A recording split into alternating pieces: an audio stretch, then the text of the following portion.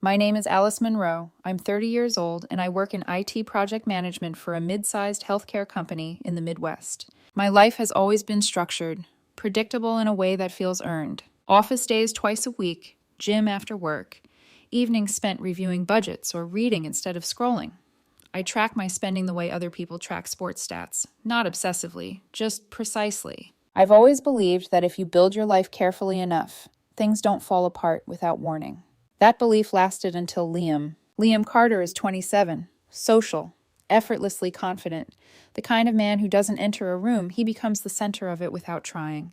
People gravitate toward him like it's instinct. We had been together a little over 2 years. For the last 7 months, he had been living in my condo. I own it. He moved in with his furniture, his clothes, his routines, and this quiet assumption that he belonged there. From the outside, we looked balanced. From the inside, something had started shifting. When we first met, I was upfront about how I handled money. Not cheap, not restrictive, just careful. I grew up watching my parents argue over overdrafts and surprise bills. I remember the tension in the house when numbers didn't add up. I remember promising myself I would never live like that. So I built a system, separate accounts, automatic transfers, an emergency fund I don't touch unless something is actually on fire. Liam used to say it was attractive, said he admired how put together I was. The first year, everything felt easy. Then he met a new group of friends through work. Brunch people, the kind who talked about soft life, like it was a philosophy instead of a lifestyle funded by someone else. The kind who casually joked about being taken care of, like independence was optional. That's when the tone started to change. At first, it was subtle. Little comments, almost playful. How does your place feel so organized all the time? You know, you could relax more if you trusted me. I didn't react, not at first. Then the comments sharpened. He started calling my budgeting controlling, always with a smile. Always in that tone where if I pushed back, I would look like the problem. About 2 months ago, he brought up the idea of a joint account. I told him I was open to a shared bills account, something practical. We both contribute a set amount and household expenses come out of it. I was not open to combining everything. The reaction was immediate. He looked at me like I had just suggested we live separate lives. After that, the questions started. How much do you actually have saved? Where is it? Why do you need that much? What are you hiding? If I answered vaguely, he got irritated.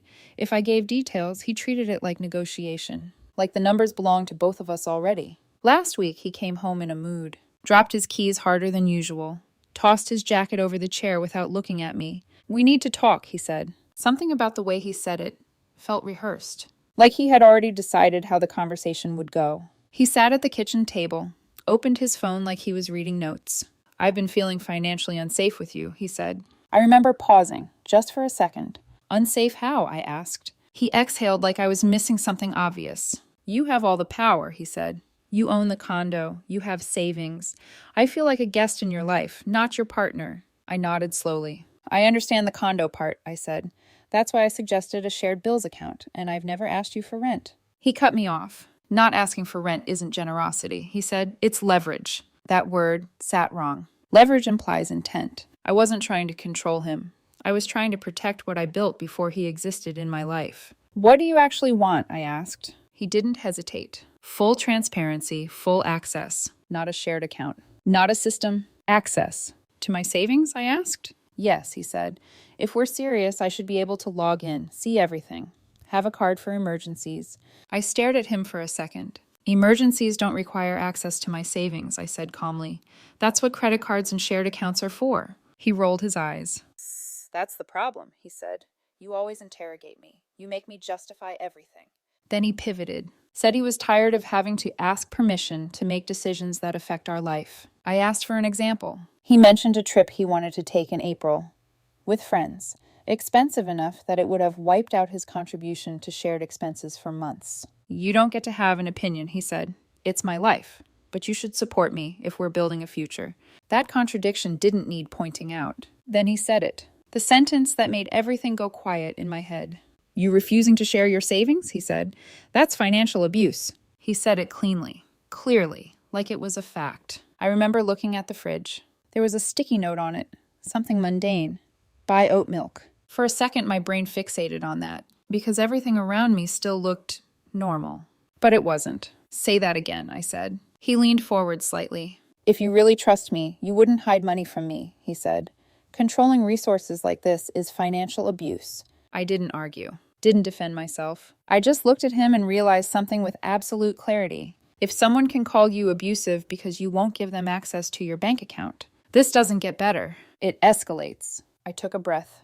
I'm not discussing my savings again, I said. And we're not compatible. He blinked. What? We need to talk about you moving out, I said. He laughed. Actually laughed. Like I had just made a joke. Then he saw my face, and the laughter stopped. The change in his face happened fast. 1 second, Liam looked amused. The next, something colder slid into place behind his eyes, like he was recalculating me in real time and not liking the answer. You're serious, he said. I am. For a few seconds, neither of us moved. The kitchen felt too bright. The overhead light reflected off the stone counter, off the untouched glass of water by his hand, off the screen of the phone he had used like a script for accusing me of abuse. I could hear the low hum of the refrigerator and the faint traffic outside my condo windows. Everything ordinary, everything still, and underneath it, something final settling into place. You're ending a 2-year relationship over one conversation? He asked. It was the phrasing that got me, not over what he had asked for, not over the accusation he had chosen. Just one conversation, as if context didn't matter, as if words like abuse were light things, tossed into the air and forgotten if they didn't land the way he intended. No, I said. I'm ending it because of what this conversation revealed. He stood then, slow and disbelieving, pushing his chair back with a sharp scrape against the floor. Alice, come on. I didn't raise my voice. I didn't match his energy. That seemed to upset him more. I'm not putting you out on the street, I said. Your sister is 20 minutes away. You have friends here. You can stay with one of them while we handle the rest. But you are not sleeping here tonight after calling me financially abusive because I wouldn't hand you access to my savings. His mouth tightened. So now you're throwing the condo in my face again. I'm setting a boundary. He gave a short, humorless laugh. No, you're punishing me because I said something you didn't like. I looked at him carefully then, really looked at him, and I felt something strange.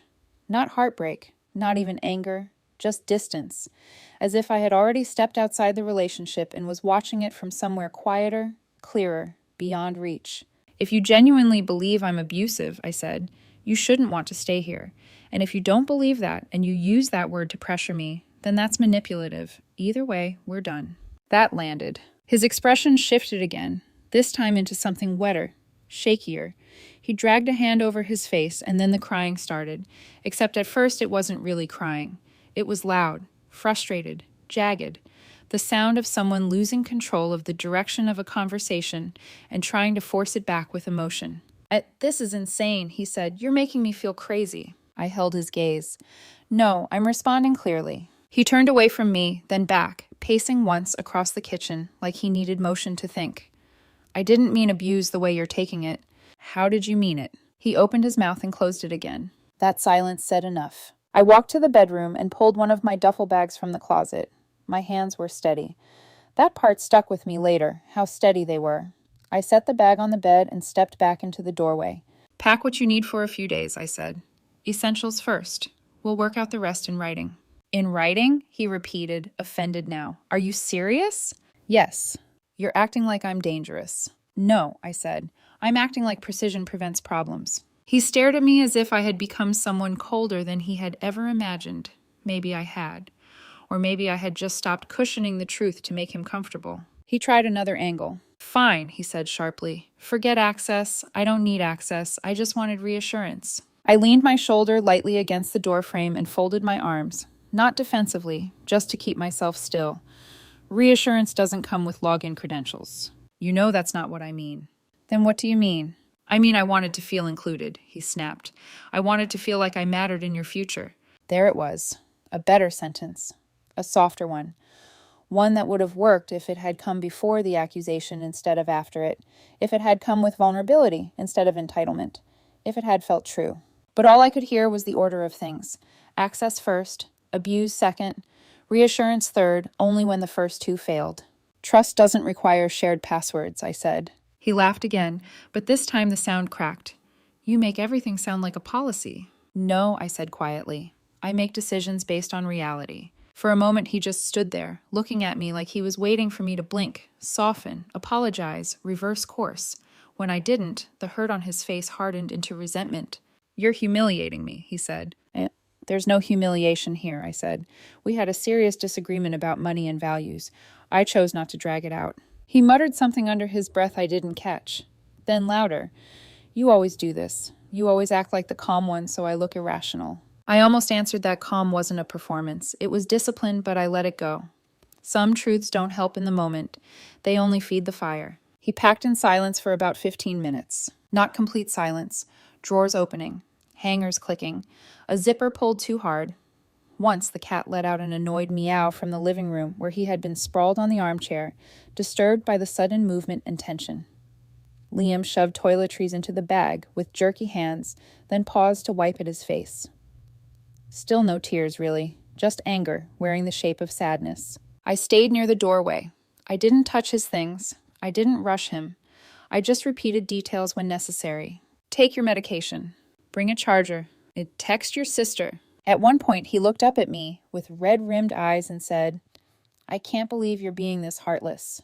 That word should have stung. Somehow it didn't. "Heartless would be pretending this can be fixed tonight," I said. He zipped the bag hard enough to make the metal teeth snap together. "You're going to regret this." Maybe he meant it as a warning. Maybe as a prophecy. Maybe he just needed to leave with something sharp in his mouth so he wouldn't feel like the one being left. I didn't ask. When he was done, I lifted the duffel before he could protest. It wasn't heavy. A few days' worth of clothes, a toothbrush, essentials, evidence of how quickly a shared life can reduce itself when the illusion breaks. He followed me through the condo with stiff, angry steps. I noticed stupid details I wish I didn't remember. The candle on the coffee table he had picked out 2 months earlier. The throw blanket folded over the couch. His sneakers by the shoe rack.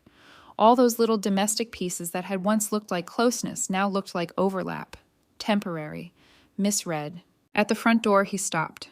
"This is unbelievable," he said. I opened the door.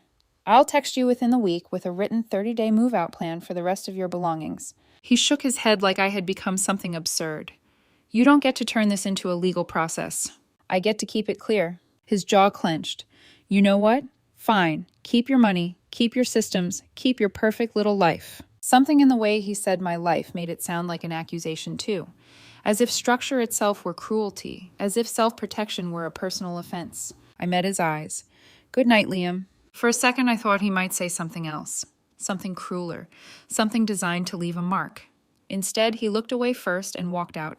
I carried the bag to his car because it was raining lightly now, the kind of cold spring drizzle that makes pavement shine black under streetlights. He unlocked the trunk, and I set the duffel inside without a word. His face in the parking lot light looked unfamiliar to me. Sharper. Smaller somehow. Less like the man I had loved, and more like someone who had misjudged the limits of my patience. He got into the car without thanking me. I didn't expect him to. When he drove away, I stood there for a moment under the awning, dry except for the mist blowing sideways, and waited for myself to feel something dramatic. Rage, grief, adrenaline. Relief so intense it made me shake. What I felt instead was clarity. Not triumph, not emptiness, just clarity. If someone needs access to your savings to feel loved, that is not intimacy. That is a transaction dressed up as trust. I went back upstairs, locked the door, and leaned against it for 1 second. Only one. Then I moved. I checked the bedroom. His drawers half empty now. The bathroom counter with less clutter. The kitchen table still slightly askew from where he had pushed his chair back too hard. His phone charger still plugged into the wall by the couch, forgotten in the rush. I left it there. I washed the untouched glass from the table, wiped down the counter, put the chair back in place. I didn't do those things because I'm obsessive. I did them because restoring order felt like telling the truth with my hands. This happened. It's over. Put the room back together. The next morning, I didn't block his number. That was deliberate. I wanted everything in writing. Clean. Documented. No emotional calls where memory gets blurry and tone becomes the whole story. When someone has lived in your home, even informally, you handle it correctly. Emotion doesn't replace process. He texted around 9. First, "I can't believe you embarrassed me like that." 2 minutes later, "I only said abuse because I was hurt." Then, "You're unbelievably cold for not even trying to work through this." 3 versions of the story in under 10 minutes. I stared at the screen and felt the last of my doubt go quiet. I answered once. "The relationship is over. I will send a written 30-day notice for pickup of the rest of your belongings. Please coordinate access times in advance. He responded almost immediately. Wow, so formal. You really never loved me the way I loved you. I didn't answer. During my lunch break, I drafted the notice. Simple, clear, not hostile. A timeline for collecting his furniture in boxes, specific access windows, a note confirming I would return the utility deposit he had given me when he moved in, basically 1 month of his half of the bills. I didn't legally have to be generous about any of it, but generosity and vagueness are not the same thing. I wanted zero gray areas, no space for future reinterpretation. By evening, his tone had shifted again. He said he didn't really need access to my savings. He only wanted to feel like we were building something together. He said couples share everything. I typed back, couples share values first. Ours do not align. He didn't answer for nearly an hour. Then came another attempt. You made me feel small because you always have more. You never understand what that does to someone. That one was closer to honest. And because it was closer to honest, it unsettled me more. Not because it changed my mind, but because it revealed the wound underneath the manipulation. The problem was never just the account. It was what the account represented. Stability, options, control over my own future. He hadn't wanted to build that with me. He had wanted immediate access to the feeling of it. I replied once more. I never criticized your income. I refused to co-sign a car and refused to hand over my savings login. Those are boundaries, not attacks. He sent back, are you really throwing away 2 years over one argument? Again that phrasing. Again the erasure. I put the phone face down on the table and let the silence answer for me. Over the next few days, I focused on logistics the way some people focus on healing. I scheduled time off for the larger move-out day. I contacted the HOA to confirm there wouldn't be issues with a moving truck in the loading zone. I called a locksmith and booked a lock change for after the final pickup. Not because I thought Liam would come back and do something reckless, because I don't leave loose ends. Friends asked what happened, and I gave them the short version. He accused me of financial abuse because I wouldn't give him unrestricted access to my savings. I ended it that night. Every single time there was a pause. Then some variation of, yeah, that's not normal. What I did not expect was what Liam did next. 2 days before his scheduled move out, he posted something vague online about surviving financial control and reclaiming power. He didn't use my name. He didn't need to. I saw the post because someone sent it to me. Not dramatically, not with commentary, just a screenshot dropped into my messages with a simple, hey, is this about you? It was. Liam had written about recognizing subtle financial control in relationships, about how power doesn't always look obvious, about how some partners weaponize stability to keep the other person dependent. The phrasing was careful. Too careful. He never said my name, never mentioned specifics, but the timing wasn't subtle, and anyone who knew we had just broken up could connect the dots. There were comments underneath. You're so strong. You deserve better. Proud of you for speaking up. I read through them once, then again, slower. One of his friends asked, did she at least let you access shared accounts? Liam replied, I was denied access to money that directly affected my living situation. That sentence sat heavy, because it wasn't technically false, and it wasn't true. He had his own checking account, his own savings, his own credit cards. I had never had access to them, never asked. He paid no rent, contributed to groceries and occasional shared expenses. There was no financial entanglement beyond convenience. But the way he phrased it, it suggested something else. Dependence, restriction, control. I didn't comment, didn't message him about it. I took screenshots and saved them. Not because I wanted to escalate anything, but because when someone uses words like abuse in a public adjacent way, you don't respond emotionally. You document. That night, he texted again. I feel unsafe coming back alone to get my things. I stared at the message for a few seconds. Then I typed, you're welcome to bring your sister or a friend. I will also have someone present. Neutral. He responded almost immediately. Why are you making this so formal? Because clarity prevents conflict, I wrote, and pressed send. He didn't like that answer, but he didn't argue further. On the day of the move, I woke up early. Not because I was anxious. Because I wanted everything done before he arrived. By the time he knocked, every item that belonged to him was already in the living room. Sorted, labeled, boxed where necessary. His desk disassembled, his dishes stacked neatly. Even his cat's carrier placed by the door, clean and ready. I opened the door before he could knock a second time. He stood there with his sister and one of the brunch friends, the same type of woman who had probably introduced him to phrases like financial power dynamics and resource control. I had my cousin there. No tension, no confrontation, just presence. Liam stepped inside slowly, like he was expecting something else. A fight, a scene, raised voices.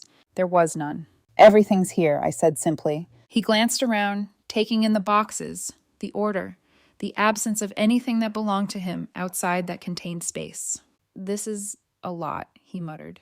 It's everything. We moved through it like an inventory list. Couch, yours. A desk, yours. Kitchenware, these are the ones you bought. His sister stayed quiet, observing. His friend less so. At one point, she crossed her arms and said, "You seem really detached about all this." I didn't look at her. This isn't a discussion, I said calmly. It's a transfer of belongings. She scoffed softly, but didn't push further. Liam said very little. He moved boxes, lifted things, avoided my eyes more often than not. Once or twice, I caught him looking at me like he was trying to find something familiar in my face, something that matched the version of me he was telling people about. He didn't find it. The whole process took about 2 hours. No raised voices, no arguments. Just movement. At the end, when the last box was carried out, when the condo looked like it had reset itself back to before him, he lingered by the door. "You're really not going to admit you overreacted?" he asked. There it was. The final attempt. I met his gaze. "I didn't overreact," I said.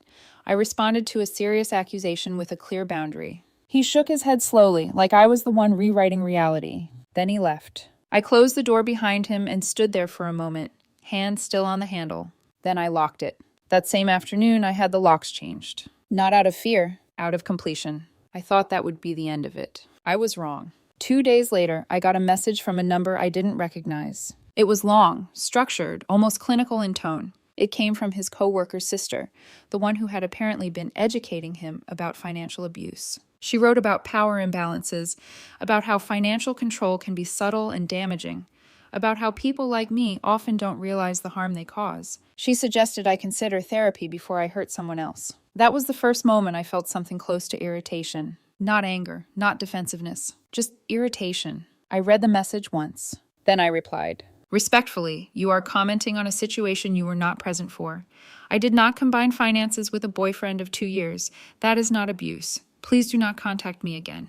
Then I blocked the number. An hour later, Liam texted, "You had no right to talk to her like that." I stared at the message, then typed back, "I have every right to respond to someone accusing me of abusive behavior." He replied, "You're making this bigger than it is." That sentence almost made me laugh. Bigger than it is. He had publicly implied I was financially abusive, involved third parties, allowed narratives to spread. And I was making it bigger? I typed slowly. "This will be my last message. I hope you find someone whose financial philosophy aligns with yours.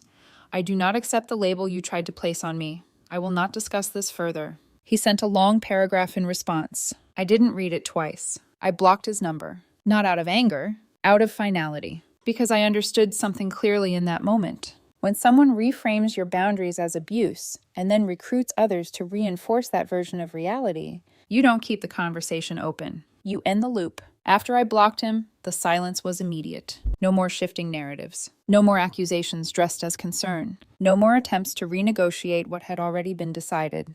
Just quiet. I expected the quiet to feel heavy. It didn't. It felt clean. That weekend, I sat down at my dining table with my laptop and reviewed my entire financial plan. Not defensively, not to prove anything. Just because I could. I increased my emergency fund target, adjusted my investment contributions, set a new goal to pay off the condo 5 years early. And somewhere in the middle of that, I realized something strange. The word abusive had stopped echoing in my head. It had lost its weight. Because once you examine something clearly enough, it either holds up or it collapses. And his accusation didn't survive contact with reality. 3 weeks later, I ran into him. Not near my condo. Not anywhere that made sense. It was at a grocery store near my gym. A different neighborhood, different routine. It didn't feel accidental. He looked composed, polished, like he had rehearsed this version of himself. "I moved in with a friend," he said almost casually. "I feel more equal now." That word again. Equal. I nodded once. "Good," I said. He studied my face. "You overreacted," he added. "You were afraid of commitment." I tilted my head slightly. "I'm not afraid of commitment," I said. "I'm not willing to be pressured." He exhaled sharply. "It wasn't pressure, it was transparency." "No," I said. "Transparency doesn't require shared access." He stepped closer. You never let me in, he said. Not really. I held his gaze. You didn't want visibility, I said. You wanted influence. That landed harder than anything else I had said to him. I could see it in the way his expression shifted. Then, without meaning to, he said the thing that explained everything. It's hard dating someone who has more, he said, quieter now, and never lets you touch it. It makes you feel like you're outside their real life. There it was. Not about partnership. Not about trust. About proximity to security. I nodded slowly. Anything I built before you stays separate, I said. Unless there's legal structure protecting both sides. Marriage or nothing. He let out a short laugh. You're going to have a hard time finding someone okay with that. Maybe, but I didn't answer. I put my headphones back on, and I walked away. About a week after that run-in, a mutual friend reached out. Not aggressively, not confrontational, just curious. Hey, he wrote, I heard something from Liam and I wanted to check with you directly. I already knew what was coming. He said you ended things because he asked for basic financial partnership, he continued. There it was. Clean, softened, reframed. Basic. Partnership. I stared at the message for a moment, then typed back. He asked for unrestricted access to my savings. I declined. He called it financial abuse. I ended the relationship that same night. There was a pause. Then the reply came. Yeah, that's not the same story. It didn't surprise me. Narratives rarely stay intact once they leave the person who lived them. Access becomes transparency. Accusation becomes concern. Entitlement becomes vulnerability. I didn't try to correct it beyond that conversation. I didn't post anything, didn't defend myself publicly, didn't send counter screenshots or explanations. Because the truth didn't need volume. It needed consistency. And consistency is quiet. So instead of reacting, I redirected. I refinanced my mortgage to a better rate, increased my investment contributions again, started a certification program I had been putting off for months because it required weekend time. My schedule filled up fast, and something unexpected happened. Without the constant background tension, without the subtle digs, the commentary about how I should relax, the pressure to justify my decisions, my mind felt wider, clearer, like I had been carrying noise I didn't even realize was there until it stopped. About a month after the breakup, the condo didn't feel empty. It felt stable. There's a difference. Empty echoes. Stable holds. And what I had built was holding. Then one evening, I got an email. A new address. Short subject line. Just my name. I opened it. It was Liam. I miss you. No anger, no accusation, just that. The message continued. He said he had been thinking, reflecting, that he realized he came on too strong, that he didn't actually need access to my savings, that he just wanted reassurance, that he missed what we had. 3 weeks earlier, he had called me financially abusive. Now it was reassurance. I read the message once. Then I deleted it, blocked the address, closed the tab, no reply. Because closure doesn't require a conversation. It requires consistency, and I had already chosen mine. A couple months later, I sat down and reviewed everything again. Not emotionally, logically. Strip it down to the facts. He wanted unrestricted access to my savings. I declined. He labeled it financial abuse. I ended the relationship immediately. Clean break. No shared accounts to untangle. No lease to break. No debt to divide. Just separation. And yet, I still asked myself one question. Was I too rigid? The answer came back the same every time. No, I'm structured. There's a difference. I don't merge assets without legal commitment. I don't co-sign debt I didn't create. I don't equate love with financial access. Looking back, the warning signs were always there. The jokes about me being transactional. The pressure to upgrade his lifestyle beyond his income. The way he framed my caution as emotional distance. But when he used the word abuse, that clarified everything. To him, boundaries meant imbalance. To me, boundaries meant responsibility. Those two beliefs cannot coexist long-term. Ending it that night didn't destroy something good. It prevented something worse. Since then, I've dated. Casually, carefully. And I'm upfront now. Separate accounts until marriage. No co-signing. No shared debt without legal structure. I say it calmly, without apology. And the reactions tell me everything. Most men nod, ask reasonable questions, or agree. A few say they prefer fully merged finances early. That's fine. We're not compatible. What I don't encounter anymore is someone calling boundaries abuse. That experience taught me something I didn't expect. When someone equates love with access to your assets, they're not asking for intimacy. They're asking for leverage. And once someone uses heavy language like abuse to pressure you, the relationship is already compromised. I don't hate Liam. I don't think he's a bad person. I think he genuinely believes that shared access equals equality. But equality built on entitlement doesn't hold. Ending it immediately was the right move. No drawn-out arguments, no financial entanglement, no months of trying to prove I wasn't the villain in his version of the story. Just a clear line. 6 months later, my life looks better. Not dramatically, not in a way that makes a good headline, just better. The condo is quieter, but in a way that lets me think. I finished that certification program. It led to a promotion. I increased my savings rate again. Started training for a half marathon instead of arguing about brunch budgets. More importantly, I trust my own judgment more because I didn't hesitate when it mattered. I didn't negotiate my boundaries down to make someone else comfortable. I didn't stay to prove I wasn't what they called me. I just left. If protecting what you built before a relationship costs you someone who demands unrestricted access to it, that's not a loss. That's filtration. And honestly, my life leveled up the moment I stopped negotiating my boundaries.